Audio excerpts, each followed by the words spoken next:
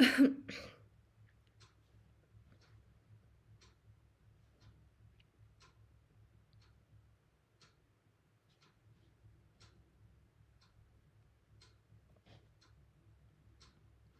everyone, am I audible and visible?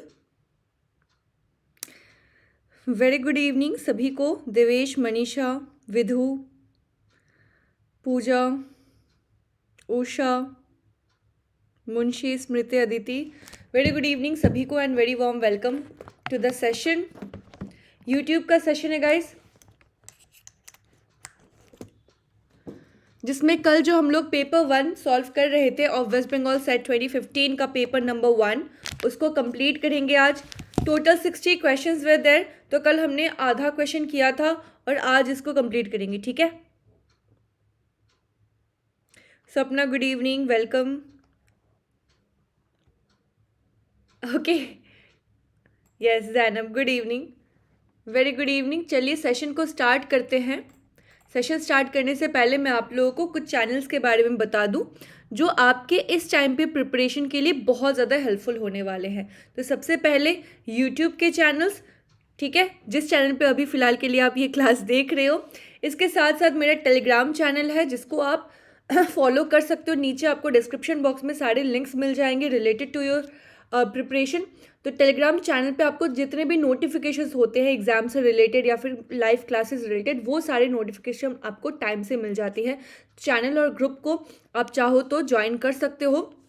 बाकी अगर अभी तक आपने अनअकैडमी पे कोई क्लास नहीं किया है, if you don't have any idea about Unacademy, तो अनअकैडमी एक ऐसा लर्निंग प्लेटफॉर्म है जहाँ पे बहुत ही कम टाइम पे आप मैक्सिमम नंबर ऑफ एडुकेटर्स से अपनी जितने भी प्रिपरेशन है उसको पूरा कंप्लीट कर सकते हो। तो अनअकैडमी का लर्निंग प्लेटफॉर्म का भी आपका ऐप नीचे डिस्क्रिप्शन बॉक्स में मिल जाएगा, तो उसको आप डाउनलोड कर सकते हो, इंस्टॉल कर सकते हो अपने मोबाइल नंबर से रजिस्टर करके, और फिर फ्री के क्लासेस देख सकते हो by using my invite code दत्ता10, ठीक है। एज ए इनवाइट कोड आप इसको यूज़ कर सकते हो, मेरा इनवाइट कोड दत्ता10 यूज़ कर सकते हो to access all the free classes, ठीक है। फ्री क्लासेस को कहते हैं हम स्पेशल क्लासेस, ठीक है। दत्ता10 को यूज़ करके आप फ्री क्लासेस एक्सेस कर सकते हो। और इन केस अगर आपको लगता है कि टाइम बहुत बहुत क्रंच टाइम है और इसमें बहुत ज़्यादा आपका सिलेबस कंप्लीट करना है, एक्सपर्ट तैयारी चाहिए, आपको नोट सारे बने बनाए चाहिए, तो उसके लिए I will suggest you go for plus के लिए फ़िलहाल के लिए 23% का डिस्काउंट ऑफर चल रहा है, जिसमें आपको सारे अनलिमिटेड क्लासेस मिल जाएंगे, लाइव एक्सेस मिल जाएगा, रिकॉर्डेड क्लासेस भी आप देख सकते हो अपने कन्वीनियंस के हिसाब से, स्ट्रक्चर्ड बैचेस कोर्सेज मिल जाते हैं, डाउट क्लियरिंग सेशंस मिल जाते हैं। हर 4 सेशन के बाद हमारा डाउट क्लियरिंग सेशन होता है, तो कोई भी एक ऐसा कोई भी टॉपिक ना छूटे, ये चीज़ हम बिल्कुल मेक श्योर करते हैं। और साथ ही में सारे आपके 10 ईयर्स के प्रीवियस ईयर क्वेश्चन आपको और कहीं भी लगाने की ज़रूरत नहीं है, सारे आपको अनअकैडमी प्रोवाइड करता है। 2010 से लेके न्यू ए अभी लेटेस्ट एग्जाम के क्वेश्चन पेपर्स तक लाइव टेस्ट होती है, क्विजेस होती है, मॉक लगा सकते हो आप। तो ये सारे के सारे आप 23% का ऑफर अवेल करके ये अभी देख सकते हो। बाय यूजिंग माय कोड दत्ता10 आपको एक्स्ट्रा एडिशनल डिस्काउंट मिल जाएगा। For any further queries you can call on this number, ठीक है। ये नंबर पे आप कॉल करके एडिशनल अगर कोई भी क्वेरी हो रिलेटेड टू योर सब्सक्रिप्शन, इसको आप समझ सकते हो। और सब्सक्रिप्शन हो जाए, कोई एडुकेटर हो जाए, कोई अपना सब्जेक्ट का क्वेरी हो जाए, वो सारी चीज़ आप इससे सॉल्व करके इस पर कॉल करके सॉल्व कर सकते हो, ठीक है। 2021 का पेपर, 2022 का पेपर दोनों मैंने अपने टेलीग्राम चैनल पे सेंड कर रखा है ऑलरेडी। क्वेश्चन 2010 से लेके 2020 तक आपको सारे मिल जाएंगे अनअकैडमी के प्लस पे। बाकी 21, 22 ये मैंने ऑलरेडी आपको भेज रखा है। अभी 2 दिन पहले मैंने 2022 का क्वेश्चन पेपर आपको सॉल्व करने के लिए होमवर्क दिया था, ठीक है। जैनब, आप जब भी क्लासेस होती है ना हमारी, जब लाइव क्लासेस होती है, आप अपने जितने भी डाउट्स हैं ना उसको आप नोट डाउन करके रखो या स्क्रीनशॉट लेके रखो। जब भी हमारी डाउट क्लियरिंग सेशंस होगी आप पूछते रहना, ठीक है। या फिर मुझे आप पर्सनली भी मैसेज कर सकते हो टेलीग्राम पे, मुझे पर्सनली भी मैसेज कर सकते हो, या फिर ग्रुप में मैसेज करोगे तो कोई ना कोई आपको हेल्प कर ही देगा, ठीक है। जितना ज़्यादा आपको क्वेरी होती है ना गाइस, जो भी अगर डाउट सेशन हो, कोई भी डाउट होता है, अगर आप मेरे तक पहुंच भी नहीं सकते हो, तो मैंने ऑलरेडी आप लोगों के लिए ग्रुप बना रखा है जहाँ पे आप अपने सहपाठियों के साथ भी डिस्कस कर सकते हो। कोई भी डाउट वाला सेशन है, बहुत इंपॉर्टेंट होता है। आप खुद क्वेश्चंस भेजो, मैं आपको डेली 5 क्वेश्चंस भेजती हूँ, ठीक है। तो आप लोग खुद भी क्वेश्चंस भेजिए, खुद में भी डिस्कस कीजिए, कौन से क्वेश्चन आपको क्वेरी हो रही है, कौन से में प्रॉब्लम हो रही है। आप खुद से भी ग्रुप में भेज सकते हो क्वेश्चंस। ये इसलिए मैंने ग्रुप आप लोग के लिए बनाया ताकि आप डिस्कस कर पाओ। अपनी कोई भी क्वेरी है, अगर मेरे तक नहीं पहुंच पा रहे हो आप, तो खुद में भी सॉल्व कर सकते हो। बहुत हेल्पफुल होगा ये। यस, चलिए, गुड इवनिंग सभी को, very good evening. Swagata, yes Maharshita, जो भी जुड़ रहा है सभी को very good evening. Iftikhar, Jitu, Sapna, Preeti, प्रणाम, दीपा, गुड इवनिंग। चलिए सेशन को स्टार्ट करते हैं फिर ऑन दिस नोट। आज हम लोग पेपर 1 2015 का, इस पेपर के साथ अगर मैं बता दूं कि 2015 का जो पेपर है ना हमारे मतलब ये वेस्ट बंगाल सेट का पेपर 1 पूरा कंप्लीट हो जाएगा, ठीक है। इसके बाद हम लोग एमएच सेट करेंगे गाइस, ठीक है। इसके बाद मैं एमएच, या तो एमएच सेट करेंगे या फिर एक काम कर सकते हैं हम लोग, नेट के प्रीवियस मतलब दूसरे जो सेशन के एग्जाम्स थे ना, दूसरे शिफ्ट के जो एग्जाम के पेपर 1 थे, जनरल पेपर था, उसको भी सॉल्व कर सकते हैं, ठीक है। तो एनीवन, या तो एमएच सेट, क्यों एमएच सेट करवा रही हूँ, क्योंकि एमएच सेट का और ये सेट के क्वेश्चन ना बहुत ज़्यादा रेलिवेंट होते हैं, ठीक है। या तो नेट के अलग शिफ्ट वाले क्वेश्चन करेंगे पेपर 1 वाला, या फिर हम लोग एमएच सेट के पेपर 1 सॉल्व करेंगे, ठीक है। तो साथ ही पूरा कंप्लीट हो जाएगा, एक वीक में पूरा कंप्लीट हो जाएगा फिर। Alright,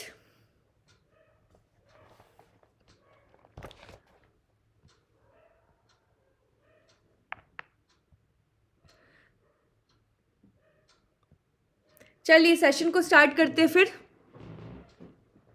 okay, sorry, I think ये 2017 का पेपर है, ये पेपर 2017 का पेपर है गाइस। आई थिंक 2015 नहीं, इसके बाद 2015 वाला भी सॉल्व करना ही है। आई थिंक 2017 वाला पेपर था।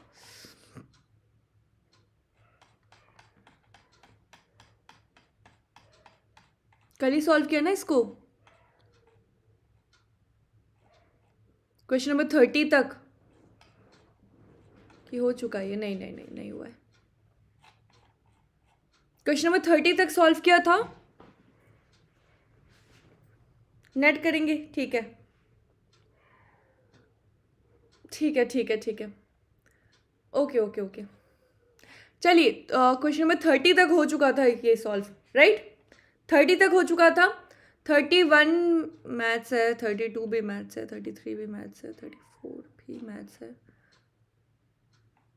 36 क्वेश्चन देखो, 36 क्वेश्चन देखिए। विच among the following does not come under the method of data classification? इनमें से कौन सा डेटा क्लासिफिकेशन का एक मेथड नहीं बनता है? इनमें से कौन सा डेटा क्लासिफिकेशन का एक मेथड नहीं बनता है? जो भी अभी जुड़ रहा है सभी को बता दूं, कल हमारा स्पेशल का क्लास है। स्पेशल का लिंक मैं अभी थोड़ी देर में पिन मैसेज कर दूंगी, तो उसको भी एनरोल कर लेना। फ्री क्लास है। अगर अभी तक आपने कोई भी अनअकैडमी की क्लासेस नहीं देखी है तो आई वुड सजेस्ट यू कि आप इसको अनअकैडमी के लर्निंग प्लेटफॉर्म को इंस्टॉल कीजिए और फ्री का क्लास तो पक्का से देखिए, ठीक है। 36 क्वेश्चन देखो। Which one of the following does not come under the method of data classification? Data classification इनमें से क्या नहीं होना चाहिए? सोच के आंसर लगाएंगे, कोई भी गलत नहीं आंसर लगाएगा। चलो ग्रेट, सही आंसर्स दिख रहे हैं मुझे। देखो, quantitative data, normative data, qualitative भी डेटा हो सकता है, बट स्पेशल जो होता है वो डेटा नहीं होता, ठीक है। स्पेशल जो होता है वो डेटा नहीं होता है। स्पेशल डेटा क्या हो गए? Suppose points, lines, polygons, shape, size, ये सारे क्या होते हैं? ये हम डेटा क्लासिफिकेशन में नहीं आता है, ठीक है। तो special is the right answer, बिल्कुल सही बोल रहे हो। 37th क्वेश्चन देखो। स्पेशल में शेप हो गया, यस, एक स्पेसिफिक शेप हो गया, एक पैटर्न हो गया, पॉइंट हो गए, ये सारी चीजें, ठीक है, ज्योमेट्रिक थी चीजें। 37th क्वेश्चन देखो। Which test is used analysing observed frequency and expected frequency? Question समझना, which test is used to analyse the observed frequency and expected frequency? ऐसा कौन सा हम लोग टेस्ट यूज करते हैं जिसमें ऑब्जर्व फ्रीक्वेंसी और एक्सपेक्टेड फ्रीक्वेंसी को एनालाइज करते हैं? बताओ। टी टेस्ट में होता है, एफ टेस्ट में अनोवा या काई स्क्वायर, किस में करते हैं? 37th क्वेश्चन, क्वेश्चन नंबर 37 पढ़ के आंसर लगाएंगे। Frequency of the observe frequency with expected frequency, observe with expected, ठीक है। Observe frequency with expected frequency हम किस में करते हैं? एब्सोल्युटली काई स्क्वायर करते हैं, ठीक है। काई स्क्वायर प्रोबेबिलिटी है या non probability test, parametric test या नॉन पैरामेट्रिक टेस्ट है? काई स्क्वायर जो है वो पैरामेट्रिक टेस्ट है या नॉन पैरामेट्रिक टेस्ट है, बताओ।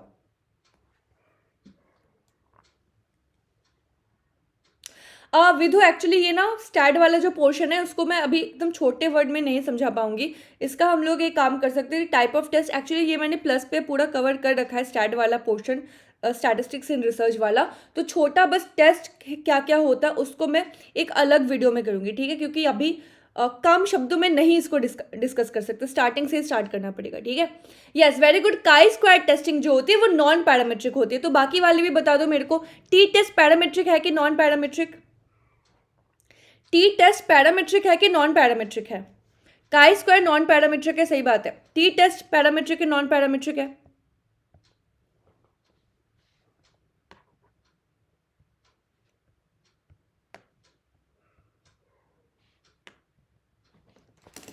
यस।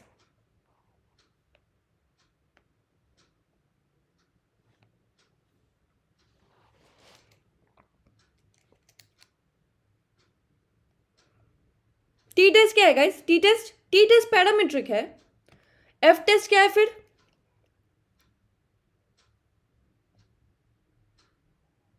एफ टेस्ट क्या है? एफ टेस्ट इज पैरामेट्रिक और नॉन पैरामेट्रिक? एफ टेस्ट भी पैरामेट्रिक है। तो अनोवा क्या है? एफ टेस्ट भी, तो अनोवा क्या होगा?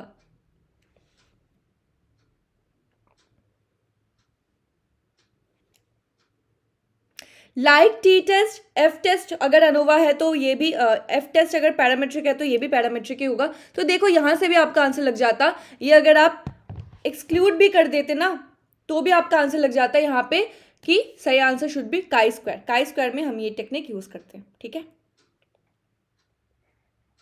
38 क्वेश्चन देखो। अच्छा 38 क्वेश्चन भी मैथ्स है, इसको भी खुद से सॉल्व कर ही सकते हो, एक्स लेट एक्स करके। 39 क्वेश्चन देखो फिर। 39 क्वेश्चन देखिए।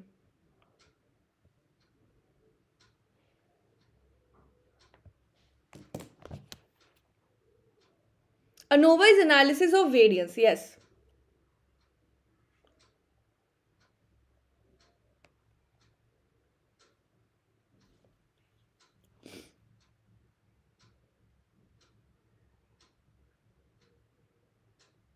पैरामेट्रिक और नॉन पैरामेट्रिक क्या होता है? पैरामेट्रिक टेस्ट वो होते हैं जिसको एक मतलब एक डेफिनेट पैरामीटर्स है, उसके फिक्स सेट ऑफ पैरामीटर है, प्रोबेबिलिटी डिस्ट्रीब्यूशन सेट है, उसको हम एक डेफिनेट पॉपुलेशन से जब हम सैंपल डेटा कलेक्ट करते हैं वो हमारा पैरामेट्रिक होता है, ठीक है, वो हमारा पैरामेट्रिक होता है।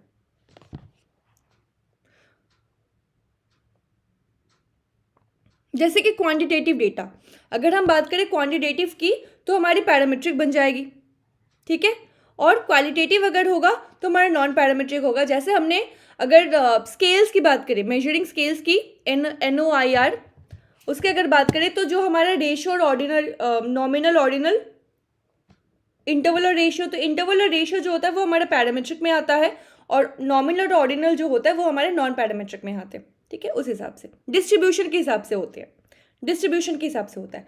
तो 39 का सही आंसर, क्वेश्चन कहता है which among the following Indian states और UT has the maximum percentage of mangrove cover in the country? Gujarat, West Bengal, Andaman Nicobar and Odisha.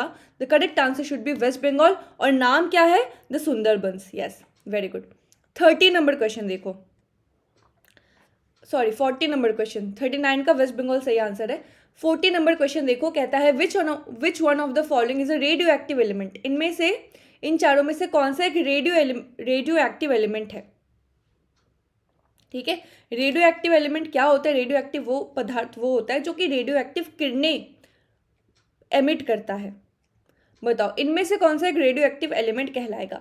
Uranium, argon, chromium या फिर कोबाल्ट? इन चारों में से कौन सा एक रेडियो एक्टिव एलिमेंट होगा? यूरेनियम है, आर्गन है, क्रोमियम है या फिर कोबाल्ट है?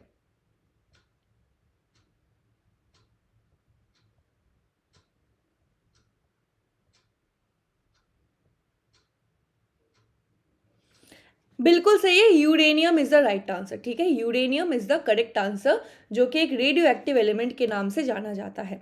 41 क्वेश्चन देखो, fathometer is use to measure which among the following? Earthquake, rainfall, ocean depth या फिर sound intensity? Fathometer is use to measure which among the following? It is earthquake, rainfall, ocean depth या फिर sound intensity? क्या measure करते हैं हम with the use of fathometer? 41, yes. Option answer सारे लगाइएगा। ओके, आंसर्स दिख रहे हैं मुझे, ग्रेट। 41 का बिल्कुल, very good, very good. Ocean depth guys, ocean depth या ओशन इंटेंसिटी जो होती है वो फेदोमीटर के द्वारा हम मेजर करते हैं। अर्थक्वेक बाकी भी सारे पढ़ लेते हैं। अर्थक्वेक किससे मेजर करते हैं हम? सिस्मोमीटर से। ठीक है, मैंने लास्ट आई थिंक आप लोगों को बताया था कि कुछ टर्म्स पढ़ के जाएगा रिलेटेड टू अर्थक्वेक। तो रिक्टर स्केल क्या होता है, सिस्मोग्राफ क्या होता है, सिस्मोमीटर क्या होता है, एपिसेंटर क्या होता है, फोकस पॉइंट क्या होता है, इनको थोड़ा पढ़ के जाना। ठीक है, यस। तो अर्थक्वेक इज सिस्मोमीटर। रेनफॉल क्या होता है? रेनफॉल किससे मीटर में हम लोग मेजर करते हैं? It is rain gauge. ठीक है, रेन गॉज से मेजर करते हैं rainfall. And sound intensity is audio, हाँ, audiometer, audiometer. Okay, ocean depth is fathometer.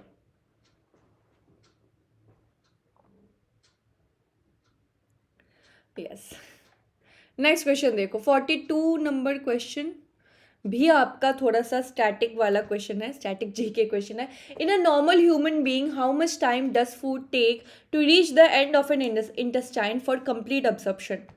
Complete absorption के लिए कितना टाइम लेता है? यस, डेसिबल यूनिट होता है एक्चुअली में। ठीक है, decibel is the unit, unit of measurement is decibel. ठीक है, नॉर्मल ह्यूमन बीइंग में how much time does it require for the food to reach to the end of the intestine for complete absorption?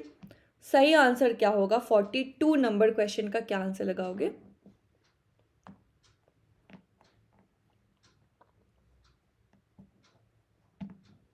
नहीं, it is 12 hours. ठीक है, 12 hours, 12 hours is the correct answer. 12 घंटे लगते हैं। Fly ash बताओ, fly ash is a pollutant release mostly from which of the following? Chloro alkali plants, tanneries, sugar industries या फिर coal based thermal power plants? Fly ash जो होती है एक मेजर पोल्यूटेंट है। कैसी पोल्यूशन है फ्लाई ऐश गाइस? कैसा पोल्यूशन होता है फ्लाई ऐश? कैसा पोल्यूशन है? Air pollution, water pollution, soil pollution, sound pollution, light pollution? Fly ash is what kind of a pollution? 43 correct answer is coal based thermal power plants. Very good. Fly ash है यानी कि air pollution करता है बहुत ज़्यादा, right? Air pollution होगा तो यहाँ पे coal based thermal power plants जो होते हैं वो मेजर पोल्यूटेंट होंगे यहाँ पे। ठीक है, फ्लाई ऐश को का मेजर पोल्यूटेंट है, मेजर कॉज है। 44 क्वेश्चन देखो, असर्शन रीजन का क्वेश्चन दिया है। असर्शन रीजन का क्वेश्चन बनता है, असर्शन कहता है the pollutants discharged by the industry seriously affect the human health. Reason कहता है the disease pattern of urban society has a close connection with the deteriorated quality of water and air. The correct answer क्या होगा? Assertion says pollutants discharge by the industries seriously affect the human health. जो pollutants, ये जो industries होते हैं, जो industries हो गए, फैक्ट्रीज हो गए, कारखाने हो गए बड़े बड़े, उनमें से जो पोल्यूटेंट्स निकलता है in the form of air या फिर वाटर पोल्यूशन, जो भी केमिकल्स निकलती है चाहे वो धुएं के तौर पे हो, चाहे वो केमिकल्स, लिक्विड केमिकल्स के हिसाब से हो, वो ह्यूमन हेल्थ को सीरियसली इफेक्ट करता है। और रीजन कहता है the disease pattern of urban society has a close connection with the deteriorated quality of air and water. तो यहाँ पे आपने देखा होगा कि जो शहर है, शहर में ही ये सारे कारखाने ज़्यादा दिखते हैं, तो अर्बन सोसाइटी जो होता है उसमें क्लोज कनेक्शन होता है between the quality of air and water. उनकी डिजीज पैटर्न जो होती है वो मेजरली इन्हीं सारी चीज़ों से आती है। तो बताओ यहाँ पे सही आंसर क्या होगा? बिल्कुल ही सेल्फ एक्सप्लेनेटरी क्वेश्चन है ये। सही आंसर इज ए। दोनों ही सिमिलर है। देखो, नहीं, बी नहीं होगा। पॉल्यूटेंट की बात करता है, ह्यूमन हेल्थ की बात करता है, सही बात है। यहाँ पे भी डिजीज कॉजिंग बता रहा है और सेम पॉल्यूटेंट्स की ही बात कर रहा है, तो दोनों ही करेक्ट होगा। यहाँ पे स्टेटमेंट भी सही है, साथ ही साथ रीजन भी है, सही एक्सप्लेनेशन भी है। तो correct answer is option number A. 45 number question देखो, सिंपलिस्टिक क्वेश्चन बिल्कुल ही। यूनिट नंबर 2, एक्चुअली ये पेपर 2 का भी क्वेश्चन है, history, politics and economics of education का भी क्वेश्चन है, और साथ ही साथ हायर एजुकेशन का भी क्वेश्चन है। तो बताओ, ऐसे क्वेश्चंस तो हमें बिल्कुल भी नहीं छोड़ के आने, क्योंकि हमारे ही क्वेश्चन है। लर्निंग टू बी 1972 कौन बोलता है? राधाकृष्णन कमीशन 1948 किसके बारे में बोलता है? कोठारी कमीशन 1964 किसके बारे में बोलता है? और नेशनल पॉलिसी ऑन एजुकेशन 1986 ने किस बारे में बोला है? बताइए। क्वेश्चन नंबर 45 कुछ नहीं करना है, सिंपल आपको मैच द फॉलोइंग करना है। तो चलिए साथ में सॉल्व करते हैं। Learning to be 1972, UNESCO, Jacques Delors, the 4 pillars of learning, definition of learning, the 4 pillars of learning. तो learning to be 1972 world education के लिए कहा गया था, एब्सोल्युटली। राधाकृष्णन कमीशन 1948 क्या था? 48-49 में आफ्टर पोस्ट इंडिपेंडेंस सबसे पहला जो एजुकेशन के लिए कोई अगर कमीशन बना है तो यही वाला है, राधाकृष्णन कमीशन ही है, जिसको हम यूनिवर्सिटी एजुकेशन कमीशन के नाम से जानते हैं। तो it will cater the needs of higher education, absolutely right. Kothari education commission 1964-66 यहाँ पे बना था, इन्होंने कहा था कॉमन स्कूल सिस्टम के बारे में, ठीक है। दूसरा नाम क्या है? इंडियन एजुकेशन कमीशन, ठीक है। नेशनल डेवलपमेंट के बारे में बोलता है, ये कॉम्प्रिहेंसिव एक बिल्कुल चेंज करता है एजुकेशन के स्तर को। सबसे पहले आया आपका Radhakrishnan commission, Mudaliar commission, Kothari commission, right. फिर आया आपका नेशनल पॉलिसी एजुकेशन 1986 जो बात करता है नवोदय विद्यालय के उद्घाटन की, ठीक है। उन्होंने नवोदय विद्यालय की बात कही थी। तो सही आंसर यहाँ पे क्या हो जाएगा? ए का 2, A2, B1, सही आंसर है सी। 45 का सी लगा है सबका सही आंसर, बिल्कुल C is the right answer, very good. 46 number question देखो, चलो ये सारे हमारे क्वेश्चन हैं। Which of the following is not correct in respect of the function of UGC? इनमें से यूजीसी कौन क्या नहीं करता है गाइस? इनमें से क्या यूजीसी नहीं करता है? Which among the following is not correct in respect to the functions of UGC: coordinating university education in the country, regulating the minimum standards at higher education level, not acting as advisory body between the center and state governments for development of higher education, या फिर disbursing the grants to the universities and colleges. Question number 46, the correct answer should be what?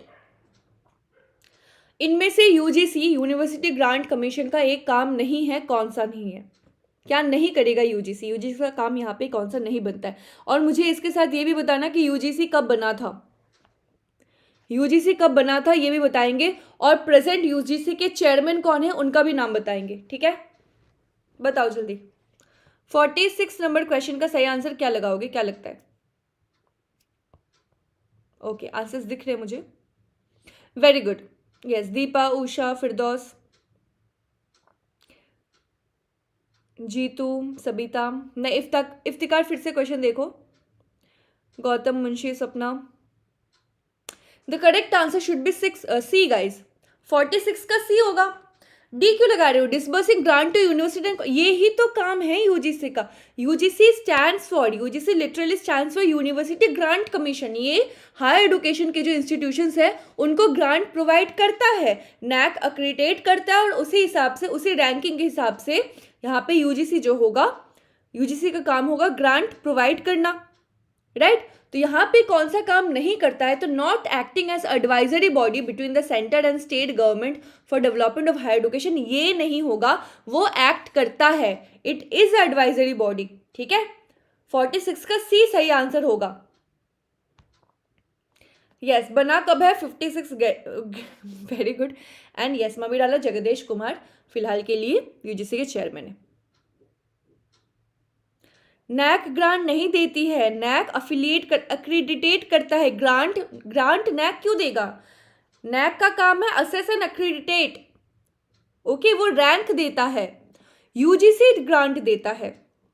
ठीक है, yes. जब आपको जेएडएफ की fellowship आएगी ना, वो यूजीसी देगी। आपका एनटीए यूजीसी नेट है, एनटीए नैक नेट नहीं है। तो जितने भी हायर एजुकेशन के काम हो जाते, चाहे वो ये यूनिवर्सिटीज़ को चलाना हो, फंड करना हो, रिसर्च को फंड करना हो, आप लोगों के जो रिसर्च स्कॉलर्स हैं उनको फंड देना हो, फेलोशिप प्रोवाइड करना हो, ये सारा काम यूजीसी का होता है। ठीक है, नाम लिटरली द नाम stands for university grant commission. तो हायर एजुकेशन से रिलेटेड जितना भी ग्रांट वाला काम होता है वो यूनिवर्सिटी प्रोवाइड करता है, नैक अक्रेडिटेट करता है। ठीक है, यस। सही आंसर यहाँ पे सी होना चाहिए, नॉट नहीं होगा, वो बिल्कुल ये काम होता है। 47 क्वेश्चन देखो, चलो रूसा से क्वेश्चन है, अगेन वेरी इंटरेस्टिंग क्वेश्चन।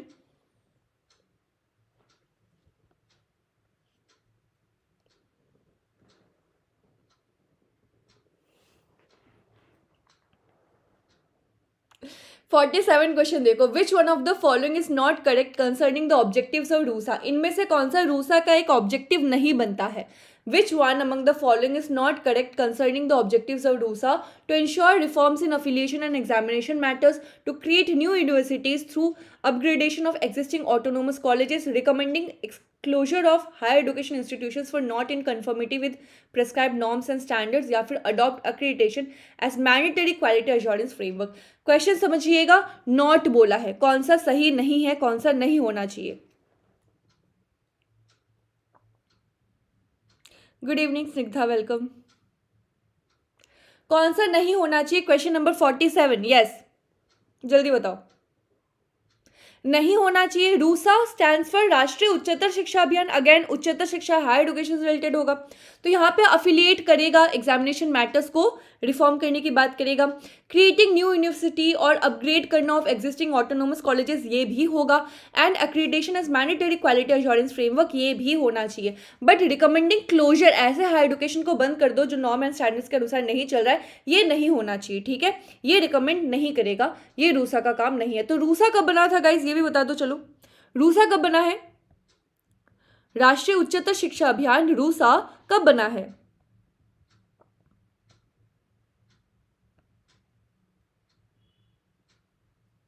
कौन से ईयर में लॉन्च किया गया था, बस इतना बता दो। लॉन्च कौन से ईयर में किया गया था? लॉन्च किया गया था राष्ट्रीय उच्चतर शिक्षा अभियान, उच्चतर शिक्षा। कंफर्मिटी मतलब कंफर्मिटी मतलब क्या बोल सकते हैं? मतलब ओबे करना, जो नॉर्म्स है, जो स्टैंडर्ड्स है, उनके अनुसार नहीं हो रहा, उसके अकॉर्डिंगली नहीं हो रहा, तो confirm is according to that. Yes, 2013 को बना था, वेरी गुड। 2013 को रूसा बना था, लॉन्च हुआ था, ईयर 2013 में इट वॉज लॉन्च्ड। और इसका मेजर ऑब्जेक्टिव्स क्या बन जाते हैं? Improving the access, equity, quality in higher education. तो ये हायर एजुकेशन से ही रिलेटेड है। क्वेश्चन आपको पूछेगा, एसएसए में दे देगा यहाँ पे ऑप्शन में। क्वेश्चन आपको पूछेगा कि रूसा से रिलेटेड कौन कौन से स्कीम है, ऑप्शन में दे देगा एसएसए, तो नहीं होगा एसएसए, ये हायर एजुकेशन से रिलेटेड है। ठीक है, यस, वेरी इंपॉर्टेंट। 48 क्वेश्चन देखो, चलो क्वेश्चन नंबर 48 देखिए। सर्व शिक्षा अभियान, गाइस याद रखिएगा, सर्व शिक्षा अभियान जो है वो आपका प्राइमरी एलिमेंट्री एजुकेशन से रिलेटेड है, एलिमेंट्री एजुकेशन से रिलेटेड है सर्व शिक्षा अभियान। उसको आप हायर एजुकेशन में मत लगाना। जितने भी फ्री एंड कंपल्सरी एजुकेशन, ये जो स्कीम है ना, वो लोअर तक ही रहेगा, वो एलिमेंट्री तक ही रहेगा, वो स्कूली शिक्षा तक ही रहेगा, नॉट ओनली एलिमेंट्री, स्कूल शिक्षा तक रहेगा। बट जब भी हायर एजुकेशन की बात आती है, वहाँ पे कोई ना ही फ्री एजुकेशन होगा, ना ही यूनिवर्सल एजुकेशन होगा। ठीक है, ऐसे कोई मैंडेटरी नहीं है कि सबको कंपलसरी एजुकेशन देना ही है for case of, in case of higher education. Higher education में कोई कंपलसरी या फ्री एजुकेशन की बात नहीं होगी, एलिमेंट्री तक ही वो सीमित होगा। 6 to 14 ईयर्स एज तो है, स्कूल एजुकेशन तक वहीं तक सीमित होगा। ठीक है, यस। हाँ, आरएम से हो जाएगा, वो आरएम से हो जाएगा। आरएम से समग्र शिक्षा अभियान में जैसे हमने पढ़ा था, समग्र शिक्षा अभियान में आरएम से आ जाएगा, आपका टीचर एजुकेशन आ जाएगा, एसएस से आ जाएगा। आरएम से बना था 2009 में। राष्ट्रीय माध्यमिक शिक्षा अभियान जो है वो भी स्कूल एग्जाम तक रहता है, वो भी स्कूल सेकेंडरी एजुकेशन तक ही रहता है, हायर एजुकेशन नहीं जाता, स्कूल शिक्षा तक ही रहता है। 2009 में उसको बनाया गया था। ठीक है, again excessive enhancing the access to secondary education and quality, ये बना था RMSA के। M स्टैंड्स फॉर माध्यमिक शिक्षा, तो वो सेकेंडरी एजुकेशन होगा। U स्टैंड्स फॉर उच्चतर शिक्षा, तो वो हायर एजुकेशन का होगा। ऐसे आप याद रख सकते हो, सिंपल है, बस आपको वैसे एक्रोनिम याद रह जाएगा। यस 2009 में बना था। RMSA is 2009 and RUSA is 2013। Absolutely. ये आंसर लगाओ, बताओ कौन सा कहाँ प्रेजेंट है, कौन सा कहाँ प्रेजेंट है। Institute of mineral material technology, inter university centre for astronomy and physics, documentation research and training centre and inter university accelerator centre, कौन सा कहाँ प्रेजेंट है। आपको मैच द फॉलोइंग करना है, जल्दी से बताइए।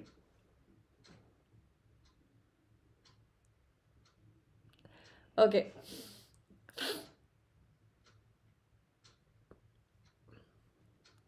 देखो, एक दो से ना आप आंसर लगा सकते हो, पता है इसको थोड़ा अगर आप सोचो ना, तो कौन सी चीज़ कहाँ पे बहुत प्रिवेलेंट है, थोड़ा सा आंसर लगाओ, थोड़ा सा दिमाग लगाओ, मिल जाएगा।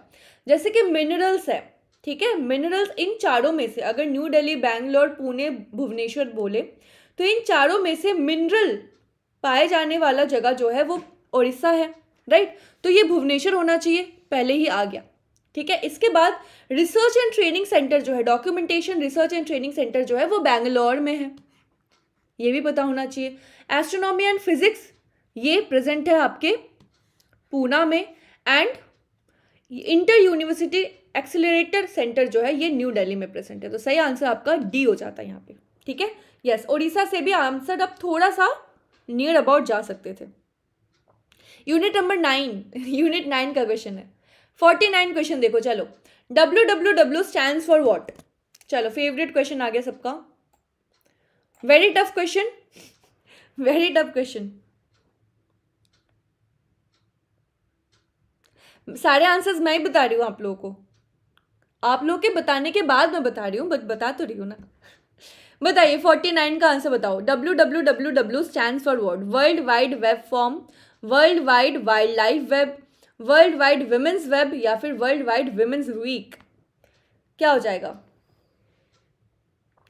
ठीक है, यहाँ पे भी मैं ही आंसर लगाती हूँ, एग्जाम हॉल में भी मैं ही आंसर लगाऊंगी जाके, ठीक है। Correct answer is world wide web worm, okay. WWW is stands for World Wide Web Worm, okay।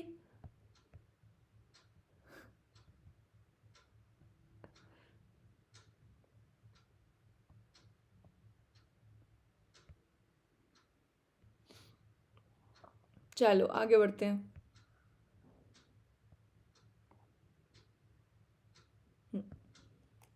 नहीं भी होता ना, वर्म नहीं भी होता तो भी आप आंसर लगा देते यही तक। वर्ल्ड वाइड वेब तो होता है, WWW stands for world wide web. ये जी तो क्यों बी में चली गई, वाइल्ड लाइफ कहाँ से होगा है, क्यों बी में क्यों जा रहे हो। वर्ल्ड वाइड वेब होता है गाइस, वाइल्ड लाइफ कहाँ होता है। अरे बीच में क्यों आप वाइल्ड लाइफ घुसाओगे, वेब तक ही होगा, वर्ल्ड वाइड वेब, उसके बाद जो भी होगा, ठीक है।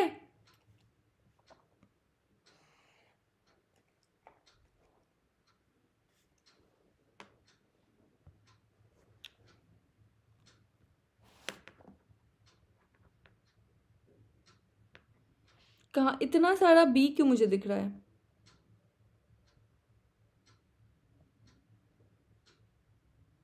ये एक सर्च इंजन का नाम है, मतलब ये सर्च इंजन है बेसिकली, इसको वर्ल्ड वाइड वेब वर्म कहा जाता है, ठीक है। It is one of the first search engines, या फिर it is the earlier search engine बोल सकते हो, जिसका पूरा नाम है वर्ल्ड वाइड वेब वर्म, नाम है इसका, नाम है।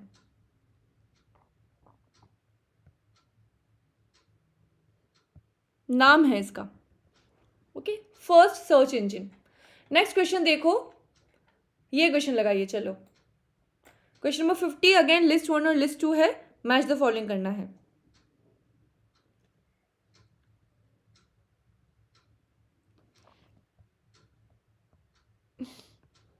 बताओ, लिस्ट 1 में है Twitter, Google, Amazon, firewall. List 2 में है network security, online shop, search engine, social networking site. Match the following आपको करना है. Again very easy question, very easy question. सबसे पहले Twitter. Twitter is a social networking site. Twitter बोले, Facebook बोले, Insta बोले, ये सारे आपके सोशल नेटवर्किंग साइट है ना. टाइम वेस्ट करने के लिए आदर्श. नेक्स्ट है Google. Google is an search engine. Google search engine है. अमेजॉन है online shop. And firewall is the network security. Absolutely. तो करेक्ट आंसर बनता है A4, B3, C2 and D1. 50 का D हो जाएगा करेक्ट आंसर, है कि नहीं. एब्सोल्युटली. नेक्स्ट क्वेश्चन पे चलते हैं. 51 क्या कहता है. Transistors are associated with which of the following. ये क्वेश्चन गाइस, ये क्वेश्चन इस बार के 2022 के एग्जाम में आ चुका है आप लोगों का.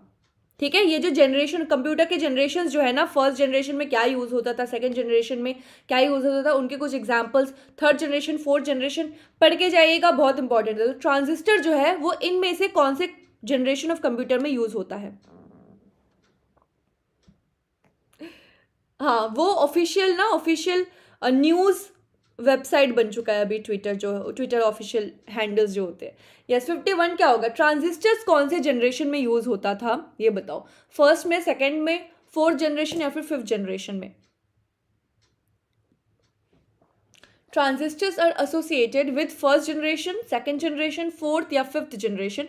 The correct answer should be absolutely second generation. तो मुझे ये भी बता दो कि फर्स्ट जनरेशन में क्या यूज होता था. ट्रांजिस्टर बिल्कुल सेकेंड जनरेशन में यूज होता था. तो फर्स्ट जनरेशन में क्या यूज होता था ये भी बता दीजिए. फर्स्ट जनरेशन में क्या यूज करते थे.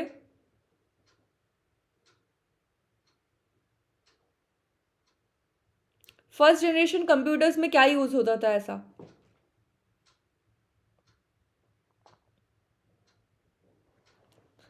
हाँ जी बताओ.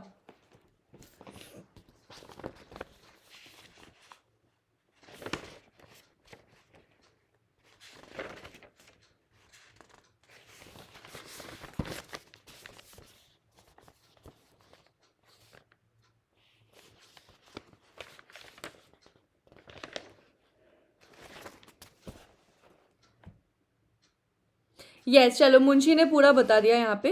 Vacuum tube. Absolutely vacuum tube use होते थे सेकेंड जनरेशन में. ट्रांजिस्टर हो गया. उसके बाद थर्ड जनरेशन में integrated, yes, circuit chips. Fourth generation में माइक्रो प्रोसेसर. एंड देन आ गया आपका AI, artificial intelligence. Very good. 52 number question देखो. अगेन AI से रिलेटेड जैसे भी टर्म्स हो जाते हैं. फॉर एग्जांपल वर्चुअल रियलिटी क्या होता है. सपोज AI का फुल फॉर्म क्या होता है, VR का फुल फॉर्म क्या होता है, IoT का फुल फॉर्म क्या होता है, पढ़ के जाइएगा, बहुत इंपॉर्टेंट है. ठीक है. Artificial intelligence, virtual reality, augmented reality, AR क्या होता है, augmented reality, internet of things, IoT. इनको थोड़ा दे के जाना, एग्जाम में बिल्कुल आपके आ सकते हैं. 52 नंबर क्वेश्चन देखो. FTP का फुल फॉर्म क्या है. FTP का फुल फॉर्म क्या है. File transfer protocol, file transmission protocol, free transfer protocol या फिर free transmission protocol. Easiest question. 52 का सही answer absolutely file transfer protocol. File transfer protocol बिल्कुल ही सही आंसर आपका बनता है. 53 नंबर क्वेश्चन देखते हैं. चलिए. Word processing, spreadsheet, photo editing, ये किनके एग्जांपल्स है guys.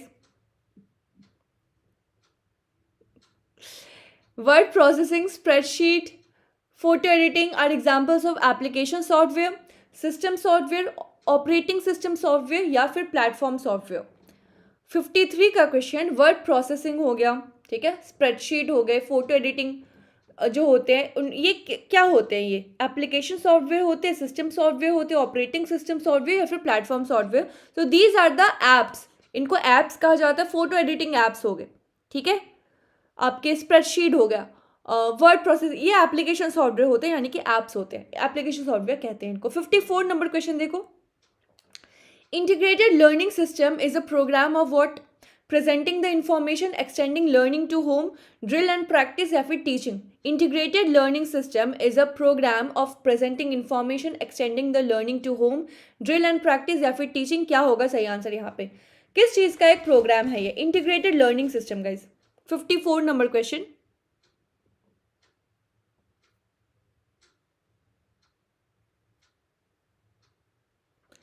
Operating OS, operating system software जो होता है OS होता है.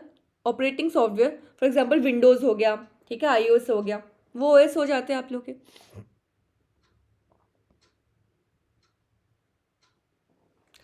Yes, integrated learning system is a program of what? 54 का सही आंसर। ओके, मुझे कुछ आंसर्स दिख रहे हैं correct answer. Drill and practice, absolutely drill and practice होना चाहिए करेक्ट आंसर यहाँ पे। No no no no, not only presenting information extending, नहीं, ड्रिल एंड प्रैक्टिस जो होता है वो इंटीग्रेटेड लर्निंग सिस्टम का काम होता है, ठीक है, बिल्कुल, drill and practice is the correct answer. Very good. 55 number question पे चलते हैं, चलिए। ओके, ये बहुत इंटरेस्टिंग एक क्वेश्चन है, पर्सनैलिटी का क्वेश्चन है। प्रोफेसर यशपाल, बहुत कॉमन, बहुत पॉपुलर नेम है, सबको पता है। Professor Yashpal, a renowned scientist and institution builder, passed away in July 2017. He was known for his contribution in which of the following fields? बताओ, microbiology, cosmic rays, gravitational studies या फिर machine force. Doctor Yashpal जो है उनको किस field से जोड़ा जाता है?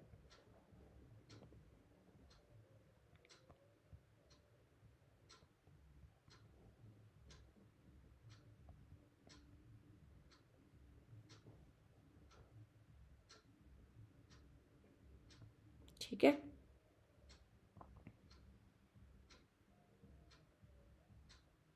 ओके, देखो यहाँ पे correct answer, yes, correct answer यहाँ पे कॉस्मिक रेज होगा गाइस। ही वॉज अ बिल्कुल रिनाउंड एक इंस्टीट्यूशन बिल्डर थे। हमने यशपाल कमेटी पढ़ी है, कौन कौन से ईयर से जुड़ा है उनका नाम, कौन कौन से स्कीम से या फिर ईयर से जुड़ा है, उनके कंट्रीब्यूशन जो है एडुकेशन के फील्ड में 2009 एंड दूसरा, नहीं नहीं, यशपाल पूरा नाम है, यशपाल शर्मा कंप्लीट पूरा नाम है, ठीक है। 1993, ठीक है, learning without burden, learning without burden याद है ना सबको कि भूल गए सब? Learning without burden 1993 and higher education rejuvenation 2009, right, ये 2 ईयर से जुड़ता है। साथ ही उनका contribution in the field of astrophysics and cosmic rays भी था, ठीक है, उन्होंने एस्ट्रोफिजिक्स एंड कॉस्मिक रेज की भी काफ़ी ज़्यादा मेजर कंट्रीब्यूशन की थी, ठीक है। तो करेक्ट आंसर यहाँ पे ऑप्शन नंबर बी होना चाहिए सही आंसर। 56 नंबर क्वेश्चन देखो गाइस, ये ना एक्चुअली 2017 का ही क्वेश्चन पेपर है, तो उस टाइम से ही बेस्ड है, अभी ऐसे क्वेश्चन नहीं बनने चाहिए आप लोगों के। 56 का नंबर क्वेश्चन देखो, learning without burden is 1993 and renovation rejuvenation of higher education 2009, दोनों को याद करके जाइएगा। 56 नंबर क्वेश्चन है, who among the following was elected to the office of president for the second term, ठीक है, यानी कि कार्यकाल जो होती है 5 साल की, उसके बाद फिर 5 साल का कंटिन्यूएशन, ये इनमें से कौन से प्रेसिडेंट को ने किया था? लर्निंग विदाउट बर्डन 1993 एक्चुअली, ठीक है, ओके, चलो। Who among the following was elected to the office of president for the second term? Zakir Hussain, doctor Rajendra Prasad, doctor V Giri या फिर doctor R Venkataraman. The correct answer यहाँ पे नहीं, जाकिर हुसैन नहीं है, the correct answer is Rajendra Prasad, ठीक है, doctor Rajendra Prasad second term के लिए इलेक्ट थे। 57 नंबर क्वेश्चन देखो, which one of the following amendments to the constitution of India relate to GST? इनमें से कौन सा अमेंडमेंट था जिसका जीएसटी एक प्रमाण है? हम मुंशी सभी ऑनेस्ट होते हैं, बस आपको छोड़ के, जो गूगल पे सर्च करने लग जाते हो, जो नहीं आता वो गूगल का हेल्प ले लेते हैं, ये बस आप ही एक करते हो, बाकी सारे ऑनेस्ट ही है यहाँ पे। बताओ, which among the following amendments to the constitution of India relate to GST? हाँ, एक्चुअली में ऐसे ही क्वेश्चंस बनते थे उस टाइम पे, हायर एजुकेशन रिलेटेड ऐसे क्वेश्चन ही बनते थे आप लोगों के। 57 नंबर बताओ गाइस, 57 का, यस, 101, ठीक है, दीपा का आंसर सही है, बिल्कुल डी है करेक्ट आंसर। वो ना डिपेंड करता है, बिल्कुल, एक्चुअली में 1993 और 2009 दोनों में उनकी कंट्रीब्यूशन थी।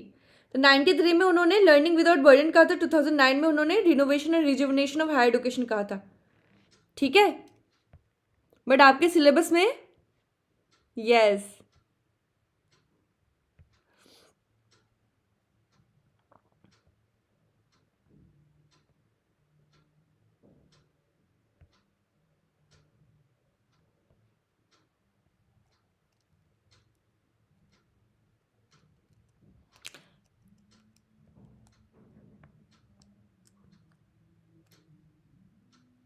बिल्कुल। नेक्स्ट क्वेश्चन देखो, 101 हो जाएगा इसका जीएसटी का year. Yes, which state has the distinction of having the countries first IIT and IIM? बताओ, ये आंसर लगाओ। यहाँ पे मैं एक हिंट देती हूँ कि इसका आंसर आ जाना चाहिए सबको। एक यही हिंट है कि आंसर सबको आना चाहिए, काफ़ी कॉमन आंसर है। कौन सा ऐसा स्टेट है इंडिया का जिसमें पहला आईआईटी और आईआईएम बना था? गुजरात, महाराष्ट्र, वेस्ट बंगाल या फिर उत्तर प्रदेश?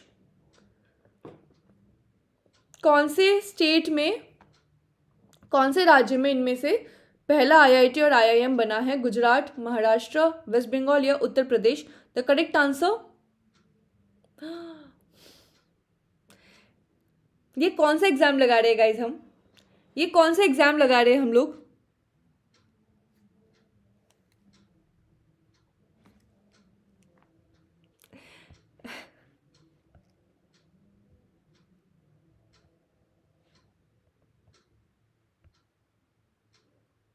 नहीं, first IIT was IIT Kharagpur, ठीक है।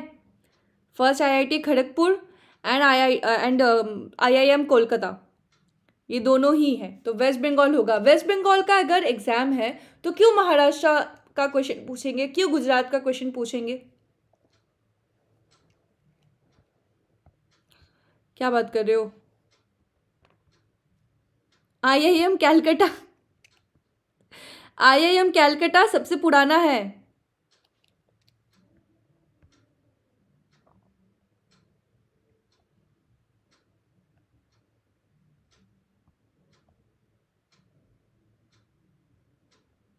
ओके,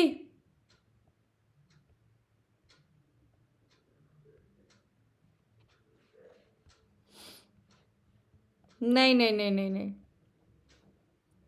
1961 में गाइस आईआईएम कैलकाटा बना है, ठीक है। आईआईएम कैलकाटा जो है वो 1961 में बना है। कैसे बोल रहे हो आप नहीं है? What is this? And IIT Kharagpur जो है वो 1950 के अराउंड बना है I guess. IIT Kharagpur and IIM Calcutta.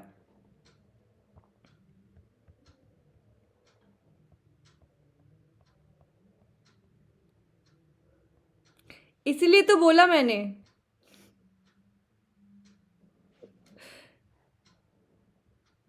Hint मैंने दिया कि कौन सा एग्जाम लगा रहे हो आप। अगर वेस्ट बंगाल सेट का एग्जाम लगा रहे हो तो आपको क्यों गुजरात का क्वेश्चन पूछेगा? बताओ, 59 क्वेश्चन देखो।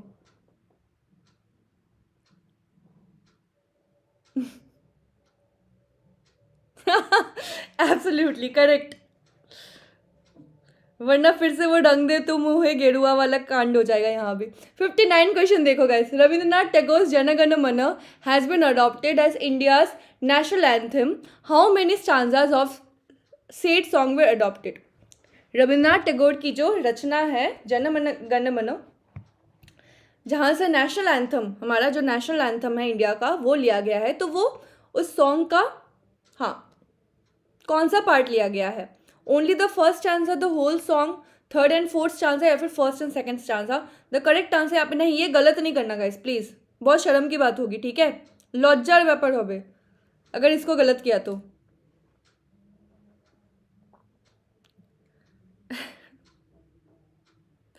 क्या आप 5वीं पास से तेज हो? ये क्लास 5 तक का क्वेश्चन है। Yes, correct answer is only the first answer, ठीक है। ओनली द फर्स्ट आंसर को लिया गया है as the national anthem. 16 number question देखो, आज का लास्ट क्वेश्चन है ये, इस पेपर का last question. Which metro will become the India's first metro to have its own FM radio station? यहाँ पे हिंट देती हूँ मैं कि ज़रूरी नहीं है कि क्वेश्चन का आंसर जो है वो बहुत ही, मतलब यहाँ वेस्ट बंगाल से रिलेटेड हो, ये ज़रूरी नहीं है इस क्वेश्चन में।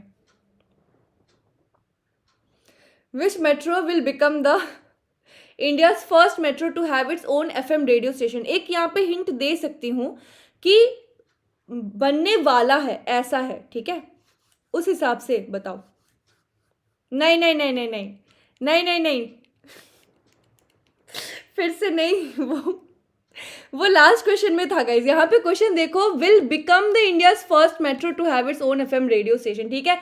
कैलकाटा मेट्रो सबसे पहले बना था, कैलकाटा मेट्रो सबसे पहले बना था, वो नहीं होगा।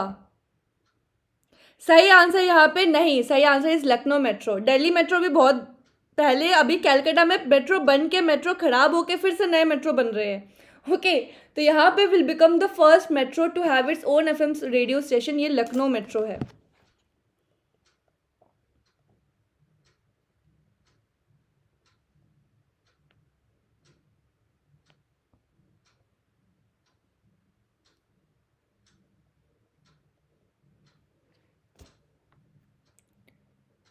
ओके,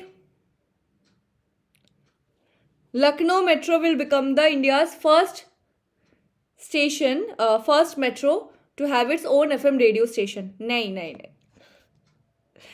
कैलकाटा देखो, अगर यहाँ पे क्वेश्चन पूछता कि कौन से स्टेट में सबसे पहले मेट्रो बना था तो आप कैलकाटा लगाओगे, ठीक है। कोलकाता में सबसे पहले मेट्रो बना था।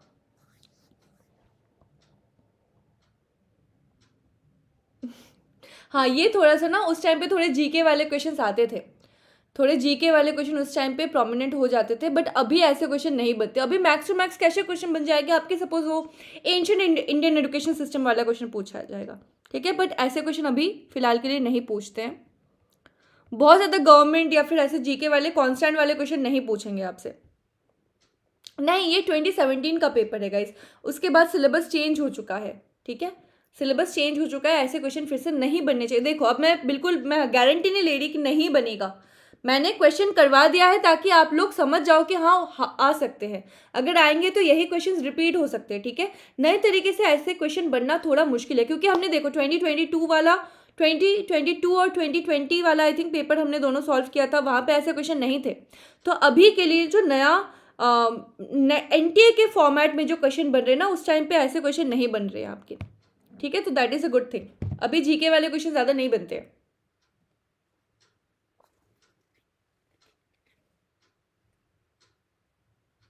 नहीं नहीं, ऐसा नहीं आएगा, ऐसा नहीं आता। करंट अफेयर्स नहीं नहीं नहीं, ऐसा करंट अफेयर्स हमने जो लेटेस्ट वाले क्वेश्चन किए हमने 2022 वाला 2020 वाला जो पेपर किया था हमने, उसमें ऐसे क्वेश्चन थे क्या? नहीं थे। बहुत ज़्यादा ऐसे क्वेश्चन नहीं बनेगा आपका, ठीक है। बट यहाँ पे हाँ, रिसेंट कैसे क्वेश्चन बन जाते हैं, सपोज आपकी यूनिट नंबर 9 जो है वहाँ से क्वेश्चन पूछा जाएगा कि नया कोई ऐसे इन्वायरमेंट का स्कीम निकला है, या फिर कोई ऐसा सपोज कोई किसको नया रामसर कन्वेंशन एक्ट कब बना था, या फिर कोई वेटलैंड नया कौन सा जुड़ा है, टोटल कितने वेटलैंड्स है, या फिर टोटल कितने रामसर साइट्स है इंडिया में, सबसे बड़ा कौन सा है साइट, ठीक है। जैसे कि सुंदरबन से रिलेटेड क्वेश्चन बन ही सकता है, बहुत बहुत ज़्यादा चांसेस है बनने का, ठीक है। और क्वेश्चंस थोड़ा सा हायर एजुकेशन से पढ़ के जाएगा कि फिलहाल के लिए गवर्नर कौन है, स्टेट का गवर्नर कौन है, या फिर एजुकेशन मिनिस्टर कौन है, यूजीसी का चेयरमैन कौन है। जैसे कि नेट में इस बार क्वेश्चन पूछा गया था, इतना सिंपल क्वेश्चन पूछा था, बोला था कि कौन होता है हेड में, डायरेक्टर होता है, चेयरपर्सन होता है, या फिर सेक्रेटरी होता है, तो ऐसा क्वेश्चन पूछता है, बताओ, इतना सिंपल।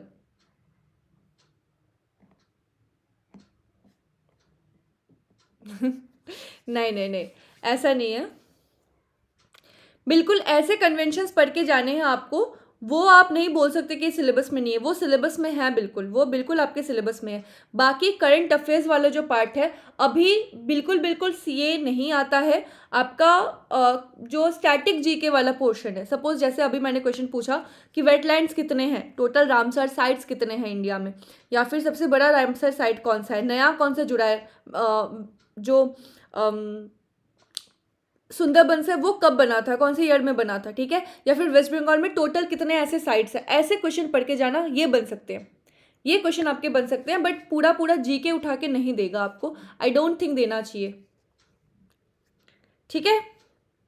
सो ये 2017 का पेपर, क्या कल हम लोग 2015 का पेपर करेंगे, बट उससे पहले मैं आप लोगों को थोड़े लिंक भेजती हूँ, कल के सेशन का लिंक थोड़ा सा आप लोगों को सेंड करती हूँ। मॉर्निंग का सेशन है कल, अगेन 9 AM का सेशन रखा है मैंने आप लोगों के लिए, ओके।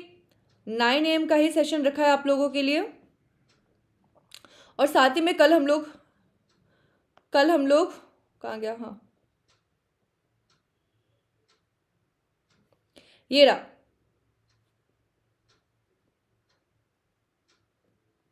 देखो पिन कर दिया ये लिंक, ये स्पेशल क्लास का लिंक है, कल मॉर्निंग 9 AM का। मैं थोड़ा टाइम लिंक देती हूँ हम लोगों के लिए एग्जाम के क्लासेस के। तो tomorrow I have 9 AM class, plus का स्पेशल का क्लास है, बिल्कुल ही फ्री क्लास है, ठीक है। This is free class on Unacademy. Okay मेरा इनवाइट कोड दत्ता10 यूज़ करके आप इसको अनलॉक कर सकते हो। फ्री क्लास है, अभी के अभी एनरोल कर लीजिएगा लिंक पे। यस, लिंक को क्लिक करके अभी एनरोल कर लेना। कल 9 AM को क्लास है। इसके बाद मैं 12 PM को एक मैराथन सेशन लूँगी कल, ठीक है। 12 PM को मैं एक मैराथन सेशन लूँगी